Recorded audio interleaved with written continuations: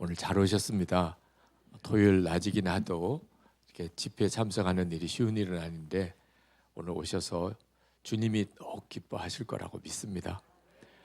짧은 사실 부흥 집회 기간이라 꼭 드리고 싶은 말씀을 드리고 싶은데도 드릴 말씀이 너무 많아서 어떤 말씀만 드려야 되나 하는 게 말씀 준비할 때 늘 기도 제목입니다. 여러분 예수님을 믿으시되 그냥 교회 다니는 식으로 예수를 믿으시는 분이 대부분입니다.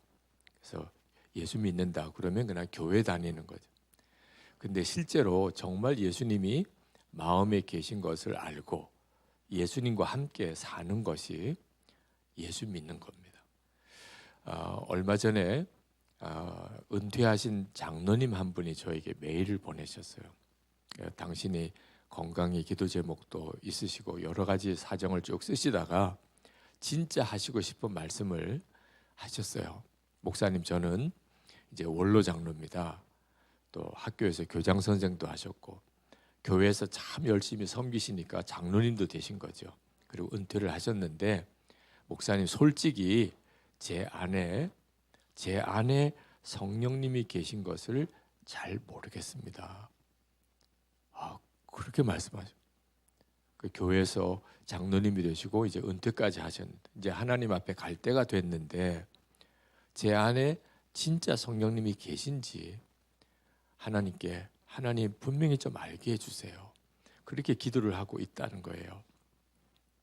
그래서 제가 그 장로님께 예수님과 동행하는 일기를 쓰시는 생활을 알려드리고 그리고 한 달 만에 다시 편지가 왔어요. 너무너무 충만하신 완전히 사람이 예전 편지를 쓰신 그분인가 싶을 만큼 주님과 동행하는 기쁨을 그렇게 고백하시는 편지를 받았어요. 참 안타깝게도 평생을 예수를 믿었는데 그냥 교회만 다닌 거지 실제로는 예수님을 모르시는 분들이 꽤 많아요. 예수님은 2000년 전에 계신 분, 성경에만 나오는 분, 그렇게만 알고 계신 분이 많아요.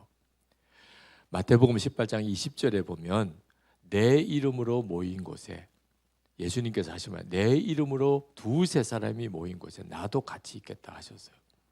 그러니까 우리가 앞으로 예배를 드릴 때 오늘 이 시간에도 마찬가지예요. 강사 목사보다 더 중요한 분이 지금 우리와 함께 계시는 예수님이세요. 그러니까 말씀을 들을 때도 예수님을 바라보셔야 하는 거예요. 여러분 오늘 솔직히 누구 이름으로 오셨어요? 유기성 목사가 강사님이래. 이렇게 온 분들도 있을 거예요. 틀림없이. 유기성 목사 이름으로 오신 거죠. 개정교회 교인들은 우리 교회에서 부흥회를 하니까 그러니까 개정교회 이름으로 오신 분도 있고 또는 김신선 목사님 부흥회 안 가면 우리 목사님 새로 참 좋은 분이 오셨는데 목사님들 찍힐 것 같아. 그래서 또 오신 분도 목사님 저 왔어요. 부흥회 왔어요. 이러고 싶은 분들도 있으실 거예요. 교회 목회를 해보니까 예수님의 이름으로 교회 오시는 분이 참 드물어요. 나는 오늘 예수님 만나러 간다. 이렇게 오시는 분이 드물어요. 내가 다니는 교회니까.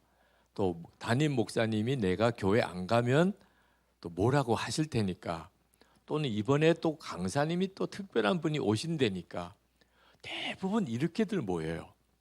그러니까 예배 드릴 때마다 은혜를 다 받으시는 게 아닌 거예요. 예수님 말씀하셨어요. 내 이름으로 모인 곳에 항상 우리가 어느 예배를 드리러 가든지 나는 예수님께 예배하러 가는 거야. 여러분 예배 드릴 때 여러분의 마음에 간절히 사모하는 게 뭐예요? 오늘 은혜 받아야 되겠다.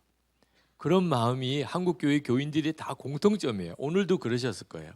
그래서 제가 이렇게 설교를 하러 강단에 서면 여러분들을 보는 게 무서워요. 아주 저를 잡아먹을 듯이 노려보아요. 목사님 정말 오늘 은혜 진짜 은혜로운 말씀 해주셔야 돼요. 나 오늘 어떻게 왔는지 목사님 모르죠? 나 정말 다 포기하고 왔어요. 하여튼 은혜만 안 되면 봐라. 이런 느낌이에요. 아주 아마 여러분이 이 앞에 이렇게 서 보면 느낄 거예요. 이 자리가 얼마나 무서운지. 하여튼 은혜를 막 뺏어 가려고, 제게 있는 은혜까지 다 뺏어 가려고 그렇게 노려보는 느낌의 집회를 매번 드려요. 근데 여러분, 받을 은혜는 사실 다 받았어요. 무슨 은혜를 더 받아요? 하나님이 나를 사랑하셔서 독생자까지 주셨죠. 그죠? 예수님은 나 죄 사하려고 십자가에 대신 피 흘려 죽어 주셨죠. 우리 안에 성령님이 오셔서, 참 세상에 제일 더러운 게 우리 마음인데 우리 안에 오셨죠. 무슨 은혜를 더 받아요? 거기에 뭘 더 받을 게 있어요? 사실 받은 은혜는 다 받은 거예요. 그러면 우리가 교회 예배를 왜 드리러 오는 거예요? 감사하려고. 너무 감사하니까 감사하려고 우리가 모여서 함께 하나님께 감사드려야 되겠다. 사실은 예배는 은혜 받으려고 오기보다는 감사드리려고 오는 거예요. 사실 이렇게 감사헌금을 미리 준비해서 하나님께 봉헌하는 마음이 그런 마음이죠. 그러니까 예배 시간에 제일 은혜로운 시간이 어느 시간이냐면 헌금하는 시간이에요. 감사하러 왔으니까. 그러니까 헌금하는 시간이 너무 좋아. 이런 사람이 진짜 정말 은혜가 충만한 사람이에요. 어느 예배를 가든지 나 하나님께 감사하고 싶어. 여러분, 하나님의 심정을 한번 생각해 보세요. 은혜를 막 받으려고 온 사람하고 나 하나님께 감사드리러 왔어요, 이런 사람하고 어떤 사람이 더 은혜를 받겠어요? 감사드리러 온 사람이에요. 또 하나가 찬양하고 싶어서, 혼자서도 찬양할 수 있지만 이렇게 함께 모이면 얼마나 좋아요. 그죠? 우리 찬양 인도하는 우리 형제와 자매 두 사람이 이렇게 서서 찬양 인도하는 게 전 너무 새로운 느낌이에요.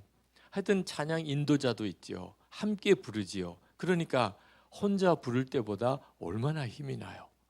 은혜가 되고. 그러니까 하나님, 저 찬양하러 가요. 찬양하고 싶어서 가는 거예요. 그러면 이미 은혜는 다 받았어요. 찬양 불렀잖아요, 벌써. 그것 때문에 온 건데 다 은혜 받았죠.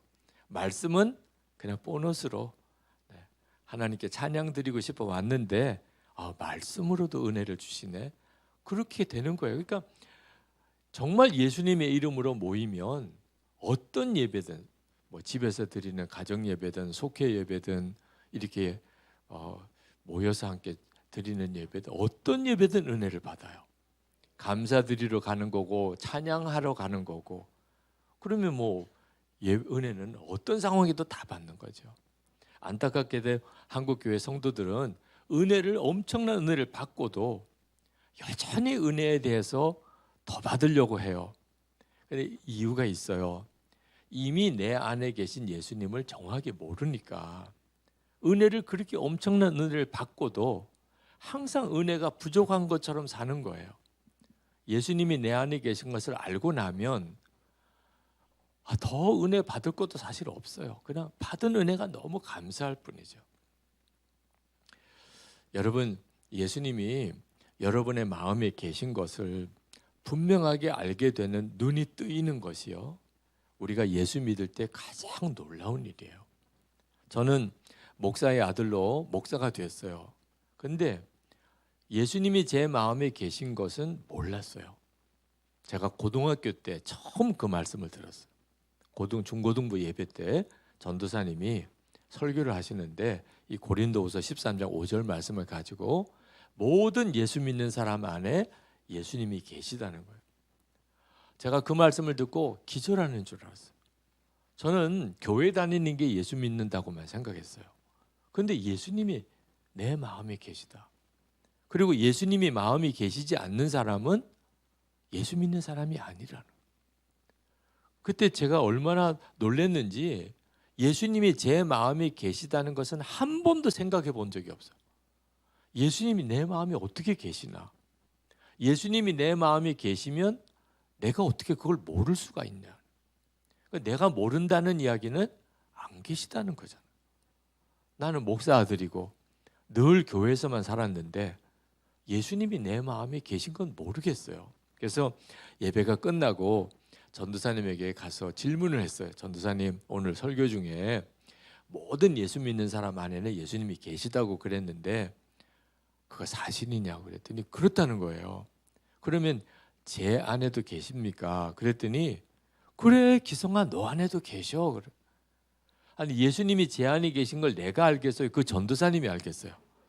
내가 모르겠는데 어떻게 전도사님이 그렇게 단정하실 수 있냐 말이에요. 그래서 제가 전도사님께, 전도사님, 제 안에는 안 계신가 봐요. 내가 모르겠어요. 이래야 되는데 그 말을 못 하겠는 거예요. 너무 두려운 거예요. 아버님이 목사님이세요. 저는 목사의 큰아들이에요. 이제 신학교 가서 목사가 될 사람이에요. 근데 제 안에 예수님이 안 계시다고 하면 교회 난리가 날 일이에요. 예수님이 안 계시면 예수 믿는 사람도 아니라고 했잖아요. 그럼 난 신학교도 못 가요. 그렇지 않아도 아버님이 목회하실 때 교회에서 쉽지 않으신 걸 제가 알거든요. 근데 교인들이 아니, 목사님 아들도 예수를 안 믿는데 이렇게 나오시면 아버님은 얼마나 힘드시겠어요. 그러니까 전도사님에게 제가 제 안에 예수님이 안 계시다고 이렇게 상담을 못 하겠는 거예요. 그때 제가 할 수 있는 방법은 아, 그렇군요 이랬다니까.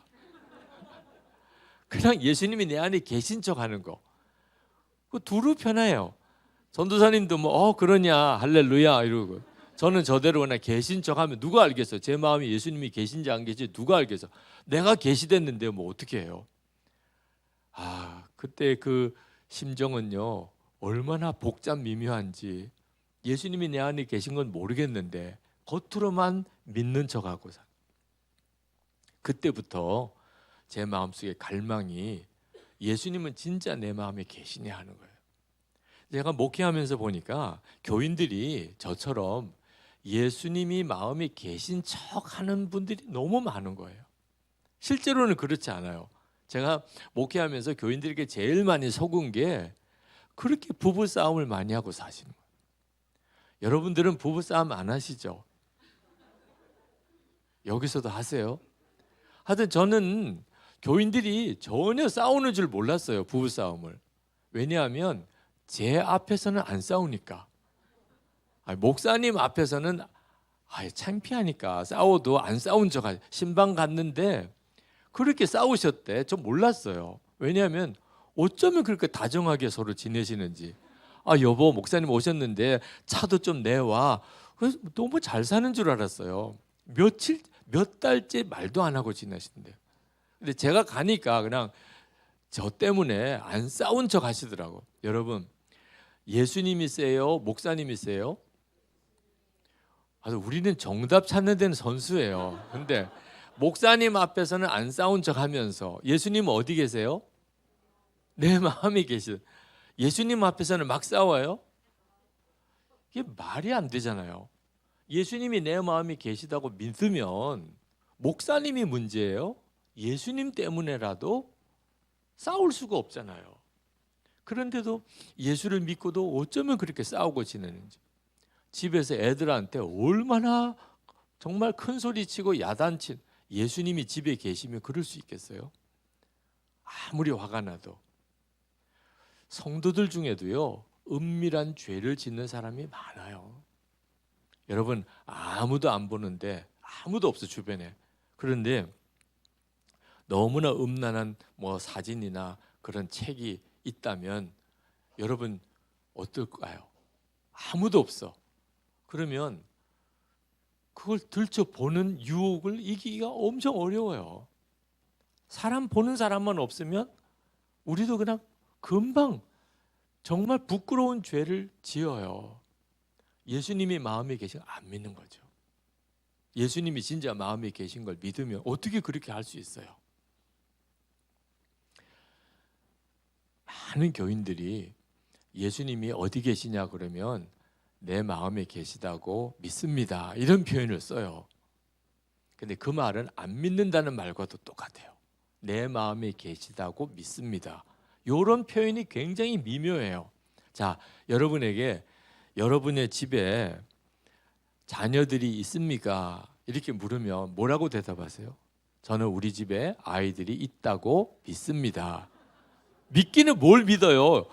집에 아이들이 있습니다. 또는 없습니다. 뭐 유학 나갔습니다. 뭐 저 객지에 뭐 서울에 직장 때문에 나갔습니다. 그렇게 명확하게 이야기하는 거지. 우리 집에 애가 있다 없다. 집에 부모님 계십니까? 그러면 저는 부모님이 우리 집에 계시다고 믿습니다. 뭘 믿기는 뭘 믿어요. 집에 부모님이 계시면 계시다, 안 계시면 안 계시다지. 그런데 왜 예수님은 내 마음에 계시다고 믿습니다 이렇게 나오죠. 계십니다, 안 계십니다 이렇게 명확하게 말을 왜 못하죠? 예수님을 적당하게 믿고 있는 거예요. 그냥 그렇게 들은 거지. 예수님이 내 마음에 계시다고 들은 거지 실제로 증거가 있는 믿음이 아니니까. 예수님이 마음에 계시다고 믿어도 아무런 힘이 없는 거예요. 세상에 나가도 예수님을 모시고 사는 사람들 같지 않게 살아. 문제가 생기고 어려운 일이 닥치면 그만 근심하고 걱정하고, 환경이 달라지면 환경에 완전히 휘둘려 버리는 거예요. 내 안에 계시는 예수님이 내게 실제가 아니니까. 제가 예수님이 내 마음에 진짜 계신가? 하나님 계시면 증거를 주세요. 제가 분명히 알게 해주세요. 그래야 예수님이 마음에 계신 것을 믿는 거지요. 근데 제가 잘못 생각했던 것 중에 하나가 예수님이 제 마음에 계신 것을 아는 것이 어떤 체험으로 아는 건 줄로만 알았어요. 그러니까 오랜 기간 동안 예수님이 제 마음에 계신 확신을 못 가진 거예요. 저는 예수님이 내 마음에 계시면 환상을 보거나 또는 신비한 주님의 음성을 듣거나 무슨 그런 특별한 체험이 올 줄 알았어요. 그렇지 않아요. 예수님이 여러분 안에 계신 것은 어떤 놀라운 성령의 체험이나 특별한 은사 때문에 확인이 되는 게 아니에요. 지금 여러분들은 특별한 어떤 체험이 없는 상태에 있죠. 자, 오늘 낮집회 끝나고 밥 먹을 때 또는 내일 아침에 일어났을 때 그럴 때 무슨 체험이 있겠어요? 예수님은 항상 나와 같이 계신다는데 어떤 때는 예수님이 나와 함께 계신 것이 느껴질 만큼 무슨 체험이 있을 수 있어요. 그렇지만 어떤 때는 전혀 그런 느낌이 없을 때도 있죠. 자, 어떤 체험이 있고 없고를 떠나서 예수님이 내 마음에 계신 것을 항상 믿을 수는 없을까? 있더라고요. 그렇게 믿어야 진짜 믿음이에요. 어떻게 믿어야 되냐면 말씀으로 확인하는 거예요. 말씀으로. 아, 예수님이 내 안에 계시구나. 조금 더 의심이 없어지는. 오늘 저녁에도 내일 아침에도 여러분이 뭐 혼자 어디 길을 가든지 누구랑 같이 밥을 먹든지 또는 뭐 예배를 드리든지 어떤 순간에도 예수님이 나와 같이 계시구나. 이렇게 믿어질 수 없을까? 있어요. 말씀으로 확인을 하면 돼요. 그래서 오늘 이 시간에 여러분에게 말씀으로 예수님이 여러분 안에 정말 계신지 안 계신지를 확인하는 시간을 가지려고 하는 거예요. 여러분 성경을 여러 구절을 찾을 텐데 여러분 성경을 한번 찾아보시고 빨리 찾으시기가 좀 힘드신 분들은 옆에 써 놓으셔도 돼요. 나중에 우리 김선서 목사님이나 사모님께 오늘 목사님이 인용한 성경 구절을 좀 가르쳐 주세요. 그러면 가르쳐 드릴 거예요. 예수님의 사람이라는 제자훈련 책에도 나와요. 또 당신은 행복하십니까? 라고 하는 양육 교재에도 나와요. 그러니까 한번 여러분이 제가 말씀을 드릴 때 혹시 성경을 빨리 못 찾으셔도 그냥 따라만 오시면 돼요. 자, 고린도전서 12장 3절. 고린도전서 12장 3절. 찾으실 수 있는 분들은 한번 찾아보세요. 찾으신 분들은 저와 함께 읽겠습니다. 그러므로 내가 너에게 알리노니 하나님의 영으로 말하는 자는 누구든지 예수를 저주할 자라 하지 아니하고 또 성령으로 아니하고는 누구든지 예수를 주시라 할 수 없느니라. 예수님이 내 마음에 계신 것은 성령이 계신 것을 통해서 알아요. 우리 안에 오실 수 있는 하나님은 성령밖에 없어요. 근데 그 성령님이 내 안에 오셔서 하시는 가장 중요한 일이 예수님이 우리와 함께 계심을 알게 해주시는 거예요. 그래서 성령이 내 안에 계신 것을 확실히 알면 주님이 내 안에 계신 것을 아는 것과 똑같아요. 성경은 같이 쓰고 있어요. 근데 성령님이 내 안에 계신 가장 첫 번째 증거, 내 안에 성령님이 오실 때 나타나는 가장 첫 번째 증거가 뭐냐면 예수님을 주님이라고 믿고 고백하게 하는 겁니다. 여러분은 예수님을 주님이라고 믿고 고백하실 수 있나요? 놀라운 일이에요. 제가 처음 예수님이 내 안에 계시구나 하는 확증을 얻은 것이 이 고린도전서 12장 3절 때문이에요. 예수님을 주님이라고 고백한다. 나는 그렇게 하고 있어요. 그런데 예수를 안 믿으시는 분, 성령님이 마음에 오시지 않으신 분, 우리 동네에도 그런 분들 있으시죠? 그분들은요, 절대로 예수님을 주님이라고 그렇게 믿고 고백 못해요. 왜? 성령님이 안 계시니까 그런 거예요. 근데 왜 나는 예수님을 주님이라고 고백하는 거죠? 성령님 때문이에요. 내 안에. 제가 이 사실을 깨달았을 때 얼마나 놀라고 기뻤는지 몰라요. 아, 내 안에 성령님이 계시구나. 그래서 그 다음부터는 이렇게 집회를 하거나 예배를 드릴 때 주님 오세요. 주님 여기에 오세요. 이렇게 기도가 이제는 할 필요가 없어졌어요. 왜? 이미 와 계신 걸 아니까. 그래서 언제나 어떤 예배를 드리든지 저는 주님 감사합니다. 저와 함께 하시니 감사합니다. 완전히 달라졌어요. 전에는 주님 오세요. 이번 집회 때 역사해 주세요. 주님 임해 주세요. 그건 주님이 나와 함께 계심을 아직도 분명히 모르니까 그러면. 근데 주님이 나와 함께 계신 증거가 너무 분명해요. 예수님 주님이라고 이렇게 고백이 되잖아요. 그게 얼마나 놀라운지. 그 다음부터 주님의 역사가 제 삶 속에, 그리고 제가 예배를 드리고 또는 집회를 인도할 때 주님이 정말 너무나 놀라우게 역사하실 수 있게 됐어요. 두 번째는 로마서 8장 15절 16절. 로마서 8장 15절 16절. 자, 찾으셨으면 저와 함께 읽겠습니다. 너희는 다시 무서워하는 종의 영을 받지 아니하고 양자의 영을 받았으므로 우리가 아빠 아버지라고 부르짖느니라. 성령이 친히 우리의 영과 더불어 우리가 하나님의 자녀인 것을 증언하시나니. 아멘. 우리 안에 성령님이 오시고 예수님이 내 안에 계신 증거가 또 뭐냐면 하나님을 아버지라고 부르는 거예요. 우리는 무서워하는 종의 영을 받지 않고 양자의 영을 받았. 그러니까 세상 사람들은 하나님을 절대로 아버지라고 부르질 않아요. 그리고 귀신도 영이죠. 이 귀신은 하나님을 믿기는 하지만 하나님이 무서워요. 귀신은. 그런데 우리는 하나님을 아버지라고 불러요. 이건 엄청난 차이예요.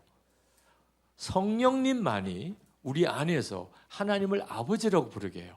여러분이 기도할 때 하나님 아버지 이렇게 금방 연결이 되시는 분, 또는 어떤 때는 그냥 아버지 이렇게 불러지는 분, 그건 여러분 안에 예수님이 계신 증거예요. 주님이 아니시면 그렇게 될 수가 없어요. 어느 목사님이 정말 큰 교회를 담임하시고 지금 계신데, 그 목사님이 청년 때 군에 입대를 했는데 군 생활이 사실 무의미한 시간의 낭비처럼 여겨졌기 때문에 어떻게 하면 군 생활을 유익하게 보낼까 그러다가 기도해야 되겠다. 딴 건 못해도 군 생활하는 동안에 내가 열심히 기도해야 되겠다. 그렇게 마음이 결심을 하고 이제 군에 입대를 했는데 생각 외로 기도할 시간이 없는 거예요. 여러분 군 복무하신 우리 남자분들 군 생활 중에 실제로 기도할 시간을 내기가 참 어렵다. 그래서 그가 고민하다가 이등병 이제 자대 배치를 받고 중대장님께 이제 면담을 할 때 자기가 소원이 하나 있다고 그래서, 그러니까 중대장이 뭐냐고 묻더래요. 내가 새벽 2시부터 4시까지 고정 보초를 서고 싶습니다. 그래서 야외에서 이제 보초 쓸 때 기도하려고 고정 보초를 서겠다. 그러니까 중대장이 아니 다른 병사들이 다 싫어하는 시간이 그 새벽 2시부터 4시까지 바깥에 나가 보초 서는 건데 이등병이 자원을 하는 거예요. 그러니까 고참들도 뭐 문제가 될 게 전혀 없을 테니 그것도 소원이라니까. 그래서 이제 시켰어요. 그래서 이제 보초를 쓰면서 하나님께 비로소 이제 기도할 시간을 좀 얻은 거예요. 근데 그렇게 열심히 기도를 해서 그랬는지 갑자기 포상휴가를 갔다 오라. 3박 4일 포상휴가를. 야, 기도를 하니까 하나님이 이렇게 복을 주시는구나. 그래서 집에 가서 이제 쉬고 자대 복귀를 했어요. 그랬더니 중대장이 부르더래요. 복귀 신고를 하니까. 그러면서 묻는 거예요. 아버지 괜찮으시냐고. 그래서 괜찮으시다고, 아버지 괜찮으시다고 그랬더니 중대장이 자꾸 고개를 갸우뚱거리면서 진짜 괜찮으시냐, 아무 일이 없으시냐. 이 중대장이 이등병이 새벽 2시부터 4시까지 매일 보초를 서겠다니까 도대체 걱정이 되는 거예요. 왜 그러나. 그래서 이제 보초 서는 것을 뒤에서 이제 봤어요. 그랬더니 아버지 난리도 아니야. 아, 얘가 집에 아버지가 문제가 생겼구나. 이등병이니까 말도 못하고 울고는 싶고 그러니까 고정보초 서겠다고 그러고 저렇게 우는구나. 큰일 나겠다. 쟤 사고 치겠다. 빨리 집에 아버지 만나보고 오라고 보내준 거예요. 그래서 돌아와서 이제 아버지가 뭐 중병에 걸렸냐, 사업이 망했냐, 뭐 알아보려고 만났더니 괜찮으시던, 아무 일도 없으시던. 이거 말이 안 되잖아. 너 그렇게 아버지 부르짖고 울다가 아무것도 아니라면. 그랬더니 그 아버지가 아니고 저 아버지라고 한참 이야기를 했다고 하더라고요. 여러분, 진짜 세상 사람들은 이해하기 어려운 거예요. 우리가 새벽기도 와서 철야기도 하면서 아버지 하나님이 내 아버지라는. 인천에 아주 큰 교회 부흥시키신 목사님이 계신데 그 목사님이 예배당을 정말 잘 지으셨어요. 건축을. 주변에 있는 많은 분들이 비결이 뭐냐, 당신이 이렇게 큰 예배당을 건축한 비결이 뭐냐. 그래서 다 하나님이 하셨죠. 그래. 아유, 세상 그런 식으로 말하지 말고. 그렇게 말하는 사람 짜증나요. 그죠? 나 하나님이 하셨다. 그러지 말고 뭐가 비밀이 있을 거 아니냐. 그랬더니 솔직히 말씀드리면 장인어른 때문에 그렇습니다. 아유, 그렇구나. 장인어른이 좀 재력이 있으신가 보다. 그러면서 그랬더니 장인어른이 다 해주셨어요. 이게 예배당 건축하다가 어려운 일만 생기면 사모님이 늘 교회 가서 철회하면서 아버지 그렇게 밤새도록 기도하면 이상하게 그 다음날 누가 헌금을 하거나 뭐 도울 자가 생기거나 그래서 예배당이 다 지어졌다고. 그래서 우리 장인어른 때문에 지었다고. 우스갯처럼 들리는 이야기지만 실제로 우리가 하나님을 믿으면서 우리 안에 일어난 이 엄청난 믿음의 변화, 여러분 안에도 그런가요? 하나님이 아버지신가요? 그렇게 믿어지세요? 그렇게 불러주세요? 너무나 분명한 증거가 있잖아요. 성령이 아니고는 절대로 일어날 수 없는 일이라는. 고린도전서 2장 12절 말씀. 고린도전서 2장 12절.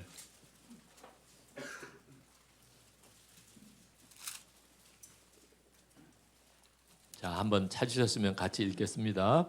우리가 세상의 영을 받지 아니하고 오직 하나님으로부터 온 영을 받았으니 이는 우리로 하여금 하나님께서 우리에게 은혜로 주신 것들을 알게 하려 하심이라. 아멘. 여러분, 세상의 영을 받은 사람을 세상 사람이라고, 하나님께로 온 영을 받은 사람을 하나님의 자녀라고, 하나님의 백성이라고. 그러니까 우리가 같은 마을에 살아도 세상 사람이 있고 하나님의 자녀가 있어요. 그건 어떻게 구분하지요? 영이 다른 거예요. 영이. 세상 사람은 세상의 영, 하나님의 백성은 하나님께로 온 영을 받은 거예요. 우리 안에 예수님이 그래 오셨다는 거죠. 그러면 어떤 차이가 있죠? 은혜 받는 게 달라요. 하나님께로 온 영을 받은 사람은 하나님이 은혜를 주실 때 그것을 알아요. 자, 우리가 오늘 이렇게 집회를 하는데 찬양하면서 은혜를 받았어요. 하나님의 성령을 받은 사람만 그렇습니다. 오늘 여기에 성령 받지 않은 사람이 만약에 와 앉았다면 절대로 그 사람은 찬양의 은혜가 안 돼요. 여러분, 길거리에 나가서 이제 세상에서 나가서 버스를 타고 가는데 갑자기 버스에서 찬송가가 들려요. 그러면 예수 믿는 사람은 금방 좋아요. 와, 세상 이렇게 시내버스에서도 찬송가가 들리네. 그런데 예수 안 믿는 사람은요 엄청 짜증나는 일이에요. 아니 왜 갑자기 여기 교회냐, 왜 찬송가가 나오냐 이렇게 되죠. 찬송가를 들었는데 벌써 반응이 달라요. 여러분 오늘 말씀을 듣는데 말씀에서 은혜가 돼요. 그건 왜 그런가? 우리 안에 하나님께로 온 영이 있으니까 하나님의 성령으로 주시는 말씀이 은혜가 되는 거예요. 그런데 성령님이 계시지 않은 사람은 하나님의 말씀을 전해줘도 아무런 은혜가 안 돼요.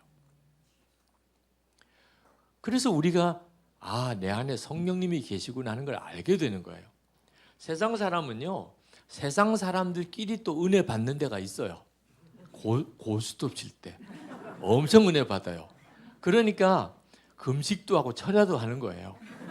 그게 은혜가 안 되면 못 하는 거예요.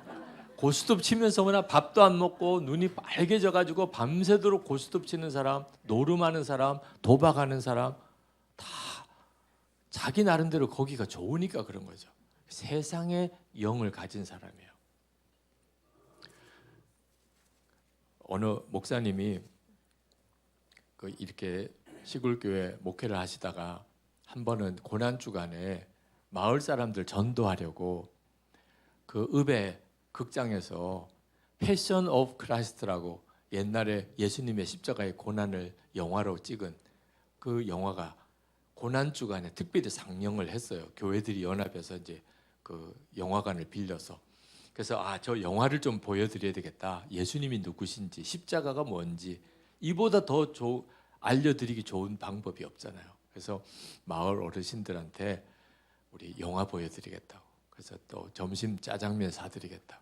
마을 분들이 너무 좋아서 그래 영화 보러 가자고. 그래서 이제 교회 본고에 태워서 영화를 보러 갔어요. 영화를 봤습니다. 패션 오브 크라이스트, 예수님의 십자가의 고난에 대한 영화를. 그리고 이제 점심도 짜장면을 사드리고 읍에서. 그리고 이제 마을로 돌아오는 길에 차 안에서 이제 간증하는 시간을 가졌어요. 그래서 목사님이 오늘 영화 보신 소감이 어떻습니까? 이렇게 물었습니다. 그랬더니 마을 어르신 한 분이 그 사람 목숨 엄청 질기네. 좀처럼 안 죽네. 그래서 그 목사님이 엄청 충격을 받았어요. 예수님이 십자가에 고난당하시는 걸 보고 어떻게 그렇게 말을 해요? 사람 엄청 질기네, 목숨이. 좀처럼 안 죽네. 그러니까 성령님이 계신 사람은요, 그 예수님의 십자가의 고난의 영화를 보면서 그렇게 애통하고 눈물이 나고 나를 위해서 저렇게 고난을 당하셨구나. 그런데 불신자들은 저 사람이 누구야? 왜 저렇게까지 안 죽지? 뭐 이렇게 반응을 한다는 거예요. 여러분 안에 정말 주님이 와 계신지 안 계신지는 예배 드려보면 알고 말씀 들어보면 알아요. 자, 또 하나 요한일서 4장 12절 13절. 요한일서 4장 12절 13절 말씀 한번 찾아보겠습니다. 요한일서 4장 12절 13절 같이 읽겠습니다. 어느 때나 하나님을 본 사람이 없으되 만일 우리가 서로 사랑하면 하나님이 우리 안에 거하시고 그의 사랑이 우리 안에 온전히 이루어지느니라. 그의 성령을 우리에게 주심으로 우리가 그 안에 거하고 그가 우리 안에 거하시는 줄을 아느니라. 아멘. 여러분, 우리 안에 성령님이 계신 증거가 도무지 용서할 수 없는 사람 용서하고 사랑할 수 없는 사람을 사랑하게 하는 거예요. 그걸 보고 알아요. 성령님이 내 안에 와 계시구나.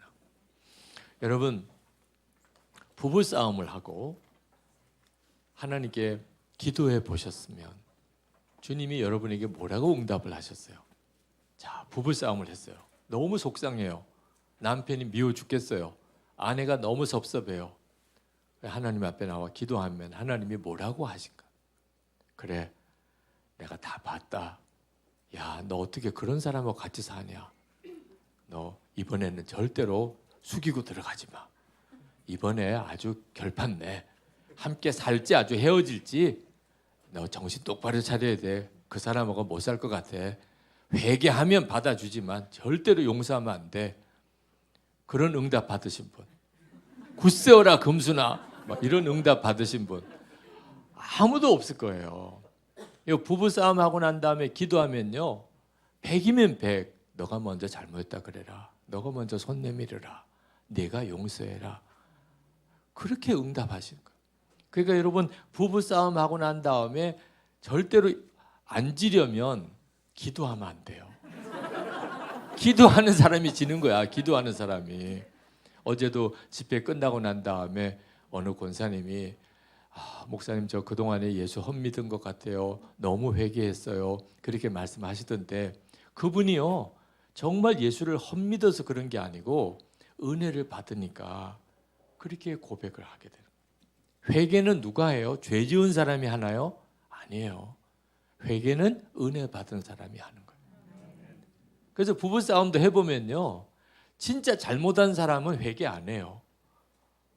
잘못하지 않은 사람이 여보 미안해 내가 잘못했어 이렇게 되는 거예요.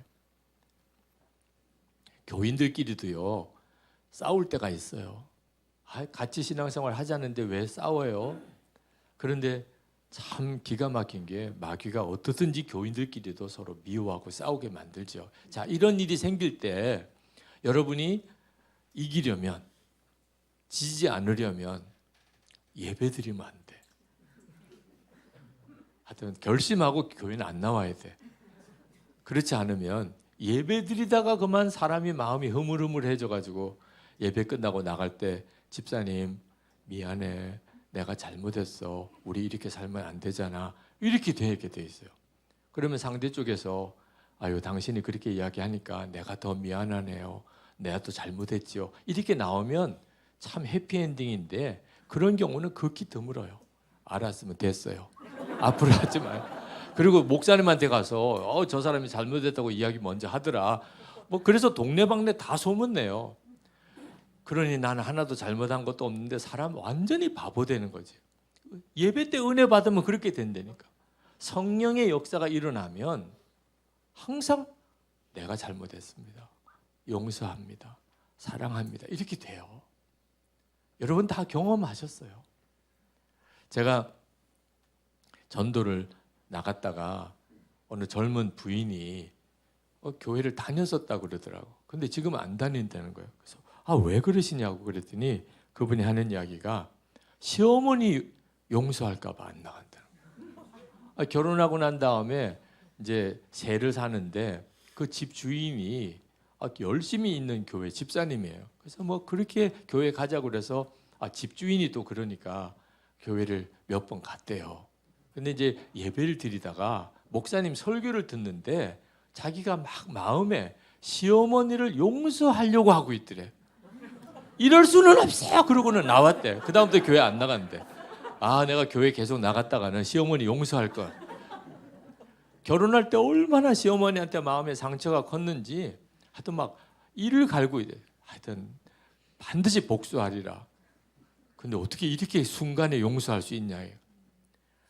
제가 그분한테 당신이 진짜 하나님의 은혜를 받았다고. 하나님의 은혜를 받은 사람이 그런 마음을 갖게 된다고. 용서하고 사랑하는 것이 하나님의 축복의 시작이라고. 그래서 설명을 드리고 다시 교회를 나오게 된 적이 있어요. 은혜 받은 사람의 증거예요. 도무지 용서할 수 없는 사람, 사랑할 수 없는 사람을 용서하고 사랑하게 되는 거예요. 에베소서 4장 30절. 에베소서 4장 30절 말씀.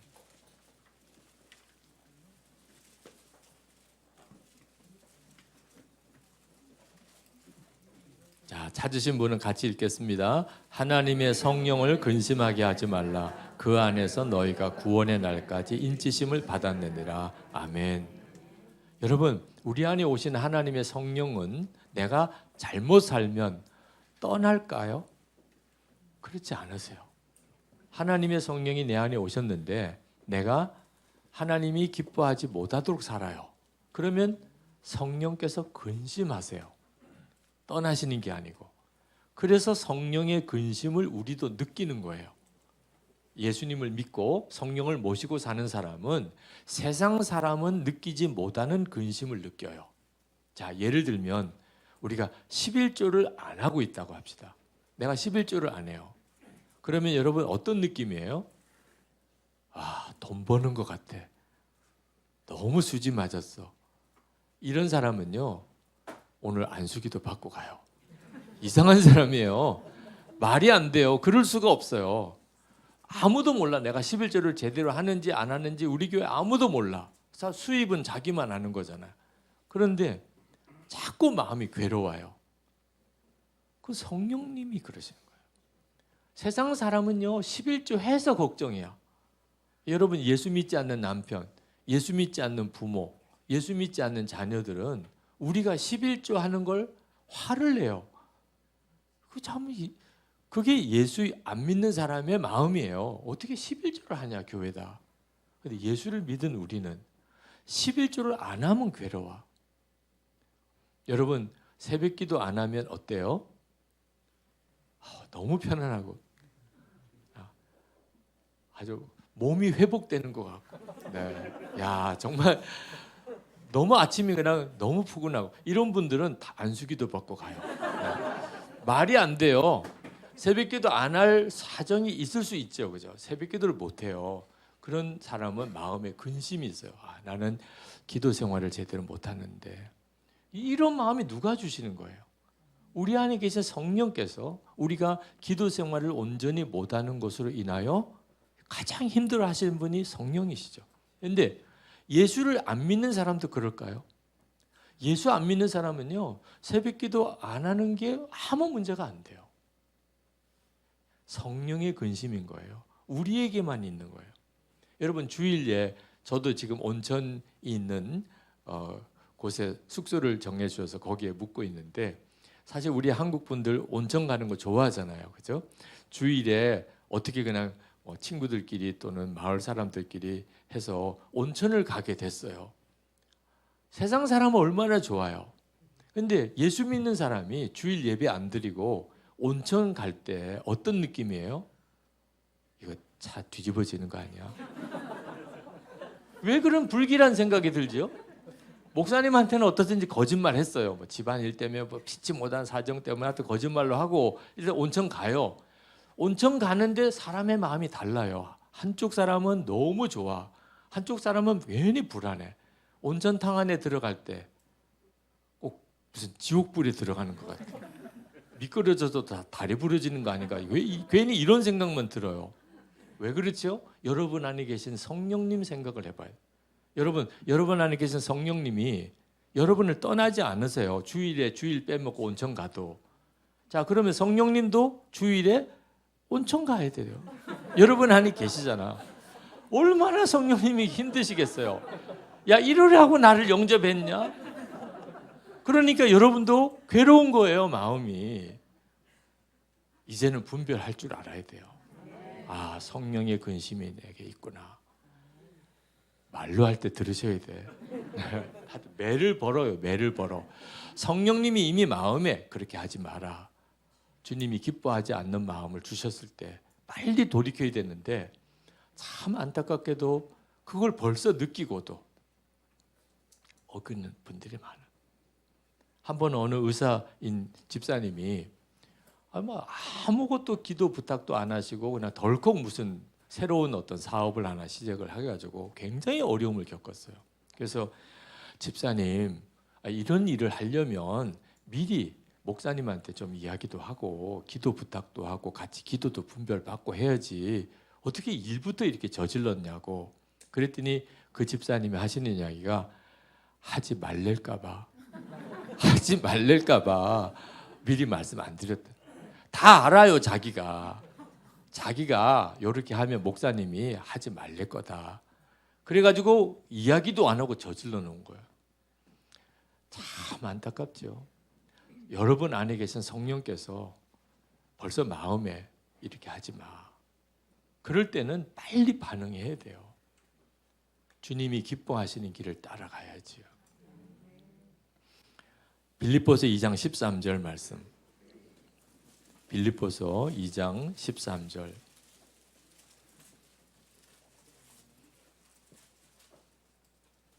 자, 찾으셨으면 함께 읽겠습니다. 너희 안에서 행하시는 이는 하나님이시니 자기의 기쁘신 뜻을 위하여 너에게 소원을 두고 행하게 하시나니. 아멘. 자, 우리 안에 하나님이 어떤 역사를 행하시냐면 당신의 기뻐하시는 일을 위하여 마음에 소원을 두고 행하게 하십니다. 우리 어제 또 우리 송 권사님 저녁 대접을 해주셔서 잘 대접을 받았는데 부흥회가 있었어요. 강사님이 오신대요. 식사 대접이라도 하고 싶어. 자, 이런 마음이 어디서 나오는 거죠? 너희 안에 계신 이는 하나님이시니 당신의 기쁘신 뜻을 위하여 너희로 소원을 두고 행하게 하시는. 그러니까 여러분이 이제부터 여러분의 마음에 하나님이 기뻐하시는 일을 하고 싶다. 뭐 교회 하나 무슨 비품이라도 하나 들여놓고 싶다. 뭐 주의 종을 대접하고 싶다. 세상 사람들은 그런 마음이 없어요. 우리 개정리에 있는 마을 사람들이 아유 개정교회 부흥이 안 되는데 강사 대접해야지 이런 마음 가진 사람 예수 안 믿으시는 분들은 없어요. 물론 뭐 식사 시간이 몇 번 안 되니까 마음 같아서는 다 하고 싶으시죠? 우리 개정교회 성도 여러분 강사 대접 다 하고 싶으시죠? 그냥 뭐 집에서 먹는 반찬이라도 정성껏 준비해서 집에라도 오셔서 대접해 드리고 싶 다 그러실 거예요. 그러니까 하나님이 주시는 마음에 소원이 있는 거예요. 이유는 하나님의 기쁘신 뜻을 이루시려고. 그러니까 여러분이 기도하다 보면 하나님이 여러분의 마음에 소원을 주세요. 제가 한 번은 추수감사 헌금을 어떻게 드려야 되나 성도들에게 가르치기를 기도하고 작정해서 드리시라. 하나님, 추수감사 헌금은 얼마 드려야 되나요? 그것도 하나님이 마음에 당신의 기쁘신 뜻을 위하여 우리에게 소원을 두시고 행하세요. 이 부흥의 헌금과 마찬가지로. 그랬더니 어느 집사님이 진짜 그렇게 기도를 하셨대. 하나님, 이번 추수감사 헌금은 얼마를 해야 하나요? 그런데 갑자기 너무 많은 액수가 생각이 나더래요. 그래가지고 그 집사님이 내가 왜 이렇게 방정맞은 생각을 하는 거야? 그래가지고 고개를 막 흔들었더니 액수가 깎아지더래. 그래가지고 그렇게 하셨다고. 아니 그런 것도 무슨 간증이라고 하시더라고.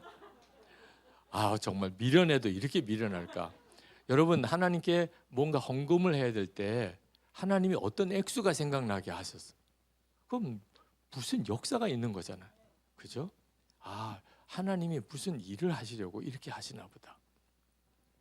여러분이 하나님의 인도를 모든 상황에서 다 받으실 수 있어요.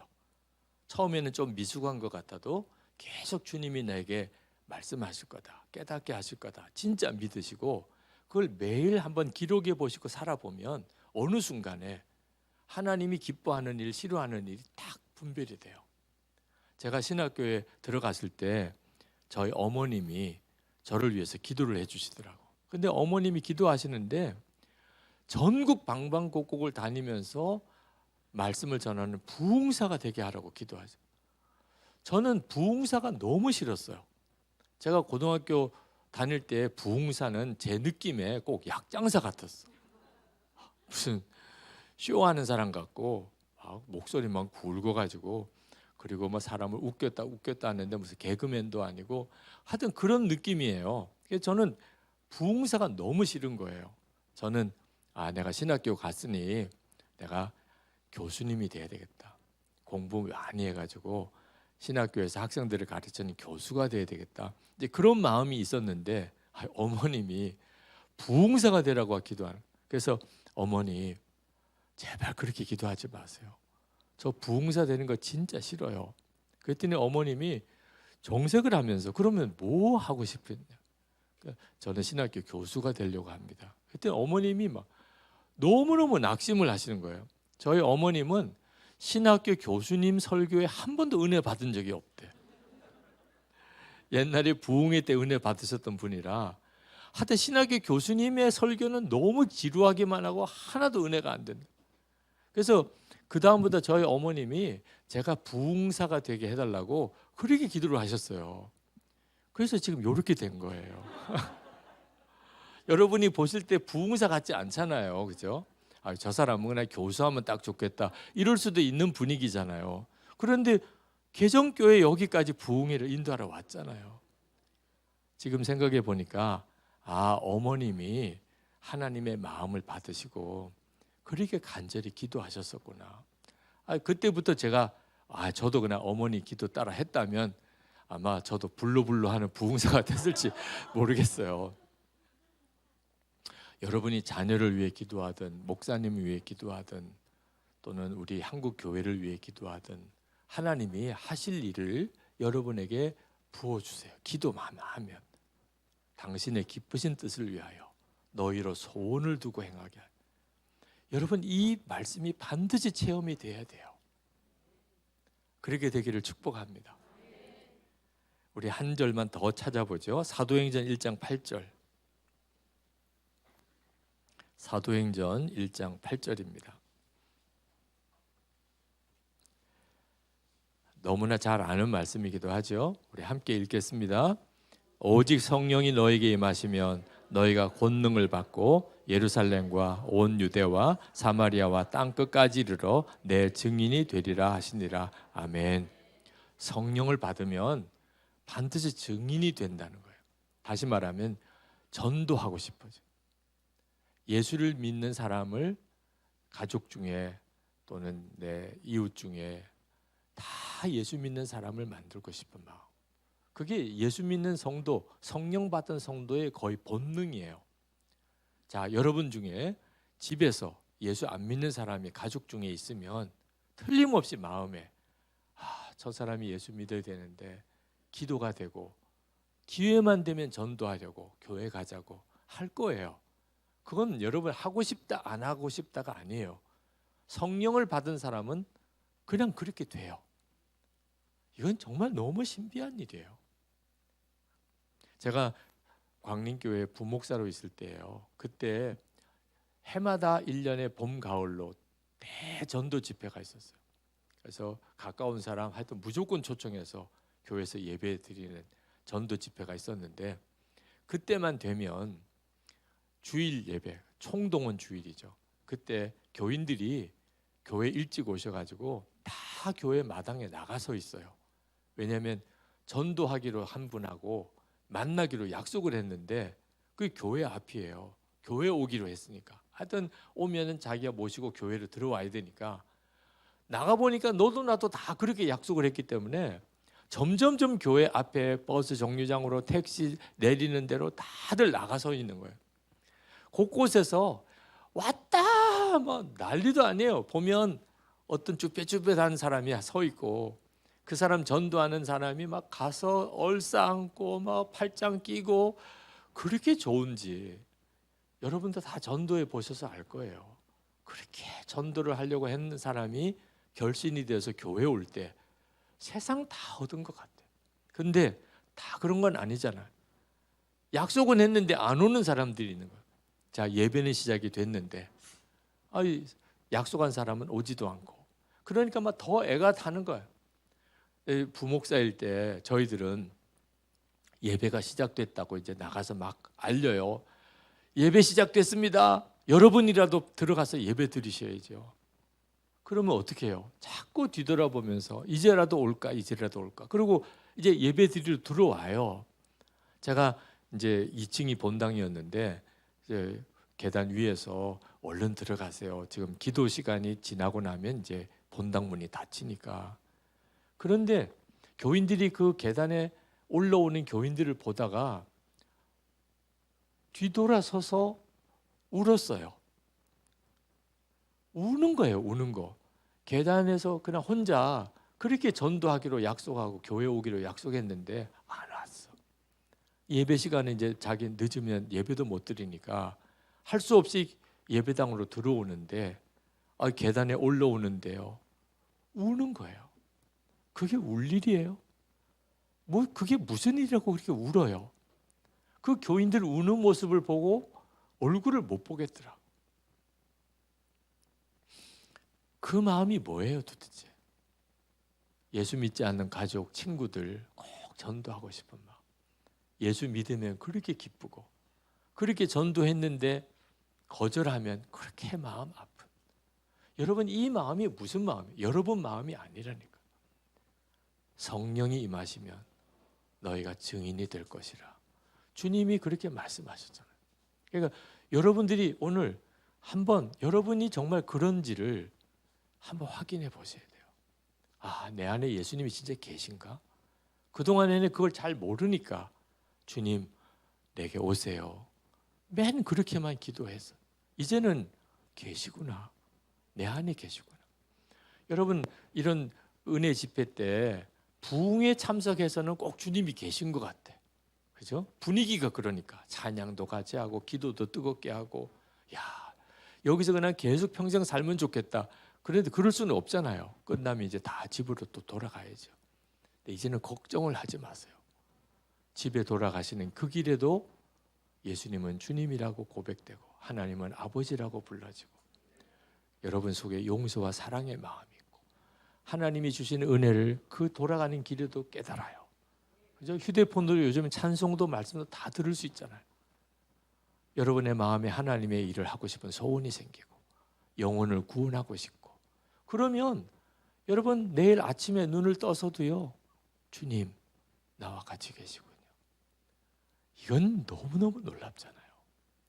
이게 예수를 믿는 삶이에요.